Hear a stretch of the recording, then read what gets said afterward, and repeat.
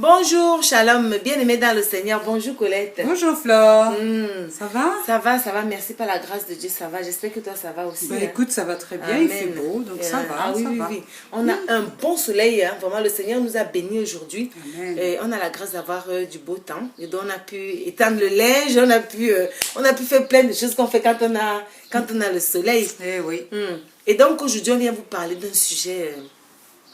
un sujet de tous les jours, un sujet de qu'est-ce qu'on a dans nos maisons. Qu'est-ce qu'on a dans nos maisons? Ça, c'est des choses que les gens ne pèsent pas souvent. Hein. Des choses que les gens n'imaginent pas souvent. Parce que le Seigneur, quand il nous a créé chacun avec un talent. Il nous a créé chacun avec un potentiel. Il nous a créé chacun avec quelque chose dans nos maisons. La maison, ce n'est pas forcément le lieu où on se trouve. La maison, c'est ce que nous avons, que le Seigneur nous a donné. Parce que nous sommes le temple du Christ. Amen. Nous sommes les enfants du Christ. Nous sommes le temple du Christ. Donc, la maison, c'est nous, la maison. Qu'est-ce qu'on a dans nos maisons? Donc, c'est ça le sujet aujourd'hui. C'est qu'est-ce que tu as dans ta maison, Colette? Qu'est-ce que tu entends par qu'est-ce que tu as dans ta maison? Qu'est-ce que Dieu m'a donné? Amen. Quelles sont les capacités, la faveur que Dieu a mis sur ma vie? Pour faire quoi, Flore? Pour le servir, pour déployer les talents, si talent il y a, et il y a talent, parce que le Seigneur a dit, il nous a donné pleinement, nous avons tout pleinement en Jésus. Et lorsqu'il nous a créés, il nous a créés avec des talents. Maintenant, ces talents-là, il faut travailler dessus, il faut les déployer, il faut absolument déjà que tu connaisses. Oui, d'abord, il faut déjà connaître savoir ce que tu as. Effectivement, comme cette femme samaritaine qui, son mari étant mort, les huissiers, comme aujourd'hui on peut les appeler, son mari devait des sous. Et les huissiers sont venus pour récupérer ces deux enfants, pour qu'ils travaillent, pour qu'ils puissent rendre, voilà, pour qu'ils puissent rendre l'argent que le mari devait. Et elle est tombée sur Élisée qui lui a demandé, mais qu'as-tu dans ta maison? Qu'as-tu entre tes mains? Qu'est-ce qui fait de toi ce que tu es? Et elle lui a répondu, mais j'ai que des vases. Elle dit, je n'ai que des vases. Vous vous rendez compte? Je n'ai que... Il y a des gens dans la vie qui n'ont que, qui n'ont même pas ce que vous avez. Parce que le Seigneur a donné à chaque personne un talent. S'il n'a pas donné plusieurs talents, il a donné au moins un talent à chaque personne. Parce qu'il en a distribué, il y en a qui ont 10, il y en a qui ont 5, il y en a qui ont un seul. Donc à chaque personne, il a donné un talent. Et dans le un talent là, le Seigneur peut le multiplier. C'est à nous maintenant, nous qui avons reçu ce talent, de multiplier le talent que le Seigneur nous a donné et d'en faire quelque chose de grand. Le Seigneur nous a donné cette capacité, hein. Il nous a donné ce pouvoir, cette autorité de multiplier, ce qu'il nous a donné, hein, Colette. Mais oui, nous avons la parabole des talents. La parabole des talents, la parabole de talents. Nous avons un fort propriétaire qui avait donné des talents comme ça, une pièce à un, 2 pièces à un autre, 3 pièces à un autre, 4 pièces, 5 pièces à un autre. Ceux qui ont reçu au-delà de 2 talents se sont mis à fructifier ce talent. Ils ont compris qu'ils avaient reçu une richesse et cette richesse, ils se sont dit, mais la richesse que j'ai reçue, je ne vais pas la garder comme ça, sous le matelas, voilà, de peur que... Non, ce qu'ils ont fait, c'est qu'ils ont pris ce talent et ils sont allés le fructifier. Ils sont allés travailler avec. C'est-à-dire, toi, mon frère, toi, ma soeur, si tu as reçu un don, par exemple, tu sais chanter. Moi, je prends juste ce talent-là. Tu sais chanter. Effectivement, tu es chez toi et de temps en temps, tu chantes. Dieu t'a donné une belle voix et pourtant, tu aimes le Seigneur. Tu aimes le Seigneur, tu adores le Seigneur, tu aimes être dans sa présence et il t'a donné un merveilleux talent, la voix. Et lorsque tu chantes pour l'Éternel, tu chantes tellement merveilleusement, mais que tu t'en rends pas compte que tu as reçu ce don et tu le caches pour toi. Tu le caches pour toi. Alors que ce talent-là, quelqu'un en a besoin. Ta belle voix là, quand tu chantes, tu sais que chanter, c'est prier 2 fois. Alors quand tu chantes là, et que quelqu'un t'entend, tu peux libérer quelqu'un avec ta voix. Tu peux libérer quelqu'un avec ta louange. Tu peux faire de grandes choses, évangéliser avec ta louange, avec ta voix. Voilà ce que Dieu t'a donné. Oui. Il y a quelqu'un d'autre qui peut avoir un autre talent. Un autre talent. Hein? Il y a plusieurs talents. Il y a plusieurs talents. Il y en a plusieurs. Il y a plusieurs talents. Il y a des gens qui savent écrire, qui écrivent des choses, mais alors incroyables, qui commencent à écrire une histoire. Il y a des gens Mais qui ont... cette histoire, elle est tellement belle. Ils commencent à publier des livres. Exact. Mais c'est-à-dire que c'est la vision. Est-ce que tu as la vision? Amen. Est-ce que tu as la vision? Parce que le talent, nous pouvons tous avoir des talents. Mais maintenant, au-dessus de ce talent, il faut avoir la vision pour pouvoir dispatcher, faire grandir ce talent. Pendant que tu disais, ça me rappelle un truc, c'est que nous, on a des talents différents. Nous, on a essayé de détecter, on a essayé de discerner les talents que le Seigneur nous a donnés toutes les deux. Et nous sommes complémentaires. Parce que Colette, elle a des talents que j'ai pas. Et moi, j'ai des talents qu'elle n'a pas. Ça fait que quand je sors mon talent, ça rejoint son talent et ça fait quelque chose de beau. Oui, ça fait quelque chose de grand. Oui. Parce que le Seigneur nous a donné tous ces talents. Et le Seigneur sait pourquoi il nous a réunis toutes les deux. Voilà. Il sait pourquoi il a permis qu'on travaille pour lui ensemble. Amen. Parce qu'il savait que nos talents devaient être complémentaires. Oui. Et voilà. Et donc, quand on regarde, le Seigneur dit, la solution est en toi. La solution n'est pas chez quelqu'un. La solution pour toi est en toi. La solution de ton talent est en toi. Il faut aller le fouiner, aller chercher au plus profond de toi. Mais pour chercher au plus profond de toi, qu'est-ce qu'il faut faire? Il faut demander à Dieu. Parce De que te le révéler. De révéler parce que des fois, on ne sait pas. Et on a le droit de ne pas savoir, de ne pas connaître nos talents. On a le droit d'être des ignorants. Mais quand on se rend compte qu'on est créé, et que le Seigneur a des plans pour nous, on se dit, tiens, pourquoi est-ce qu'on est sur la terre? Pourquoi est-ce qu'on a été créé? On se dit, si on a été créé, c'est pour un but, c'est pour quelque chose de... Pour une œuvre bien particulière. Voilà, une œuvre bien particulière. Et comment faire pour connaître? Si on ne connaît pas, on va chercher, on demande à notre papa, le Dieu d'amour, il va nous révéler, le Saint-Esprit. Le Saint-Esprit va nous révéler nos talents, il va nous révéler nos dons. Et on va les mettre en exerce pour l'œuvre de Dieu, pour agrandir l'œuvre de Dieu. Et c'est comme ça que les talents se multiplient. Tu vas regarder, par exemple, dans Moïse, dans la Bible Moïse. Moïse n'avait rien. Moïse n'avait que le bâton. Oui. Mais qu'est-ce que Moïse a fait avec ce bâton? Regardez tous les exploits. qu'il a fait avec son bâton. Tu prends l'exemple de David. Eh oui. Qu'est-ce que David a fait? Il avait David un lance-pierre. avait quoi? Il n'avait rien. Hein? David Il avait un lance-pierre et une pierre. Eh oui. Il a juste ramassé une pierre. Et il a terrassé qu'est-ce qu'il a Goliath. fait? Il a terrassé Goliath. Donc ça veut dire quoi? Ça veut dire que quand vous regardez ce genre d'expérience, dites-vous que c'est possible. Parce que le Dieu que nous on sert, il est le même hier, aujourd'hui et éternellement. Il ne change pas. La Bible date de plus de 2000 ans. Ah oui. Elle date d'il y a longtemps. Mais la Bible, elle est encore d'actualité. Elle parle encore aujourd'hui. Et elle parle pour notre situation. Voilà, exact. Et je voulais dire, Flore, beaucoup d'entre nous ignorons effectivement le talent que Dieu a mis en nous. Et lorsqu'on regarde le talent de quelqu'un, on se dit, oh là là, qu'est-ce que j'aimerais ressembler à cette personne. Oh, le talent. Oh là là, il sait faire ça. Mais moi, j'ai pas tout ça. Mais non, non. N'envie pas le talent de l'autre. Parce que toi-même, si tu fouilles au plus profond de ton être, tu retrouveras ton talent. Et tu ça trouveras. ton talent peut être plus grand que le talent de l'autre. Si tu vas au plus profond. Franchement, Dieu sait faire les choses à merveille. Et chaque talent, il a donné en fonction de ce que nous sommes. Amen, ma soeur. Qu'est-ce que tu aimes faire dans ta vie? Donc moi, je vais te dire comment tu vas trouver ton talent. Qu'est-ce que tu aimes faire dans ta vie?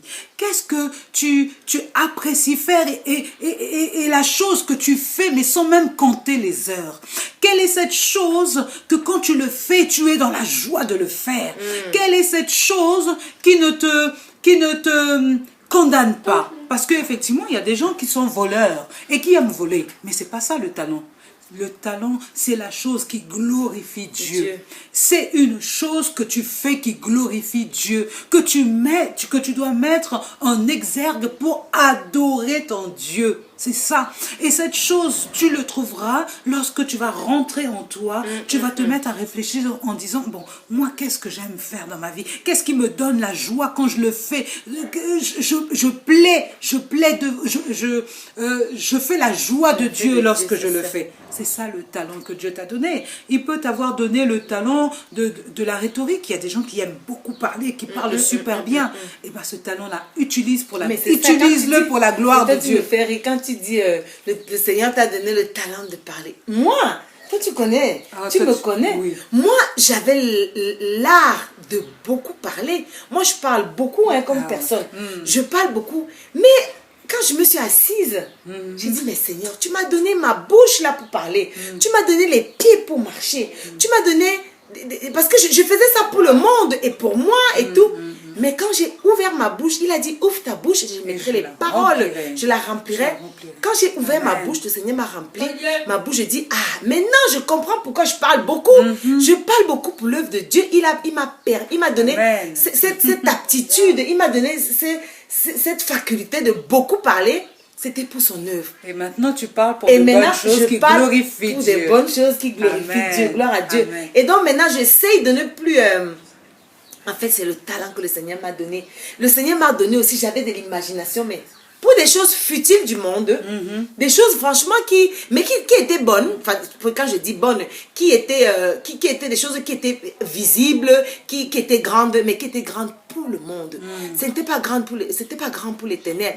Mais j'ai mis ça en exerce pour l'éternel et je me suis rendu compte que le Seigneur m'a donné ce talent vraiment pour son œuvre, pour glorifier son nom, pour élever son nom, pour lui rendre grâce et aller de par le monde et faire des nations des disciples. C'est ça. Et toi, Colette, toi, tu as un truc que je t'ai dit l'autre jour. Quand j'ai commencé à citer les dons de Colette, elle dit, mais non, j'ai pas tout ça. C'est ça, en fait. C'est que nous-mêmes, quelquefois, on ne sait pas ce qu'on a.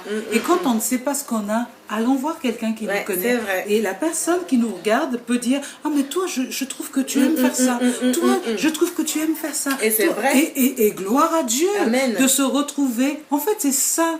Être enfant de Dieu, faire partie du peuple de Dieu. Nous sommes les uns interdépendants. Il n'y a pas quelqu'un qui soit au-dessus ou qui ait un talent supérieur. Non, tout cela c'est pour la gloire de Dieu. Donc le talent que tu as, écoute, il y a un verset qui dit élargis l'espace de ta tente. Élargis l'espace de ta tente. Que ne te sens pas étriqué dans ton corps, dans ton être intérieur. C'est limité. Voilà, ne te limite pas. Ne te limite pas parce que Dieu ne t'a pas limité. C'est nous qui limitons la vision de Dieu. Mais Dieu ne nous a pas limités. Alors ne te sens pas en étroit à l'intérieur de toi. Laisse l'esprit de toi, l'esprit qui est en toi se déployer pour l'œuvre du Seigneur. Amen. Tu vas voir, c'est agréable de se déployer pour l'œuvre du Seigneur. Et Colette, pourquoi le Seigneur il dit dans sa parole, vous êtes la lumière du monde. Amen. Et vous êtes le sel de la terre. Mais s'il n'avait pas programmé qu'on éclairera la terre, il dit ça à qui? Il dit ça aux enfants qui l'ont accepté comme Seigneur et Sauveur. Dont nous, il dit, tous ceux qui veulent m'accepter comme Seigneur et Sauveur, eh bien, vous êtes en ce moment la lumière du monde et le sel de la terre. Allez avec vos talents, allez avec vos dons, allez avec l'onction que j'ai mis sur vous, allez avec votre capacité, allez avec votre potentiel, allez avec tout ce que je vous ai donné. Et brillez dans le monde. Brillez. Allez avec la parole que je mets dans vos bouches. Et soyez le sel. Soyez la saveur. C'est ça. C'est ça les talents, ma soeur. Ne nous limitons pas dans l'œuvre du Seigneur. Amen. Vous savez, la moisson est grande et il y a peu d'ouvriers. Aujourd'hui, je dirais même, hier, les apôtres ont fait leur part. Nous, aujourd'hui, nous devons aussi faire notre part. Soyons des modèles pour nos enfants. Parce que nos enfants ont besoin de voir vraiment des modèles, toujours pour l'avancement du peuple de Dieu. Parce que si on montre des modèles pas commodes à nos enfants, ils ne pourront pas déployer leurs talents. Il faut qu'ils voient en nous vraiment les talents que le Seigneur a mis en nous. Et ils se diront, tiens, mes parents, ils ont ci, ils ont ça. Il faut aussi qu'on recherche au plus profond de nous. Parce que les enfants, ils imitent vraiment les parents. Ils voient le modèle qu'on est. Et puis ils se disent, bon, ma maman a tel talent, mon papa a tel talent. Et puis voilà, c'est un peu ça. Eh oui. Hein? quand Jésus était sur la terre, les apôtres ont imité Jésus. Et c'est ça. Hein, ils ont imité Jésus et ils ont déployé leur talent. Jésus avait mis quelque chose en eux et eux, ce qu'ils ont fait, ils ont travaillé sur leur talent. Et si aujourd'hui nous sommes ce que nous sommes, c'est-à-dire chrétiens, aimons Jésus, aimons Dieu, aimons la parole de Dieu, c'est tout simplement qu'il y en a eu avant nous qui ont déployé leur talent, qui se sont pas arrêtés aux difficultés qu'ils ont vues ou à l'impossibilité de déployer ce qu'ils avaient en eux, mais ils se sont pas écoutés, ils sont allés par-dessus le monde. Et aujourd'hui, vraiment, nous bénéficions de leur œuvre. Donc nous aussi, nous avons une œuvre sur cette terre à faire. Et Dieu a mis en nous tout ce dont nous avons besoin pour aller de l'avant. Donc, dans l'œuvre de l'Éternel, la porte est ouverte. Franchement, il a mis en toi, mon frère, quelque chose. Il a mis en toi, ma soeur, quelque chose. Vas-y, ne t'arrête pas. Avec discernement, avec sagesse, vas-y, fonce. Parce que le monde entier attend après la révélation des enfants de Dieu. Le monde entier, il y a quelqu'un dans ce monde qui attend après ce que Dieu t'a donné. Parce que tu es la réponse à leurs besoins. Hein? Donc, ne te limite pas, ne t'enferme pas, ne pense pas que ce que Dieu t'a donné ne vaut rien, ou c'est que. Non, c'est pas que, c'est tout. Donc, voilà. Travaille avec ça. Et donc, c'est ça, il faut expérimenter l'onction de Dieu. Oui. Expérimentons l'onction de Dieu. Nous tous, hein, tous les jours, jour après jour, nous, on continue d'expérimenter l'onction de Dieu dans nos vies. Expérimentons l'onction de Dieu. Soyons la lumière du monde. Soyons le sel de la terre. Donc, sortons toute la lumière que le Seigneur a mis en nous. Sortons toute cette lumière parce qu'on en a beaucoup. Éclairons. Essayons d'éclairer. Impactons. Parce que le Seigneur il a dit, vous êtes nés pour influencer. Amen. Nous sommes nés pour impacter le monde. Nous sommes nés pour éclairer le monde. Donc, éclairons le monde avec ce qu'on a, avec notre potentiel, avec ce que le Seigneur nous a donné, notre potentiel, notre onction, notre puissance. Parce que nous avons la puissance. Il a dit, ces enfants ont la puissance, l'autorité, le même pouvoir que Jésus a. Comment on a fait la vidéo sur notre identité. On connaît notre identité. Donc ça veut dire que nous avons le pouvoir de Jésus. Et donc le pouvoir de Jésus, c'est de pouvoir faire tout ce qui est possible pour le peuple de Dieu, chasser les démons, guérir les malades, annoncer la bonne parole. C'est ça, et chacun de nous a ce pouvoir.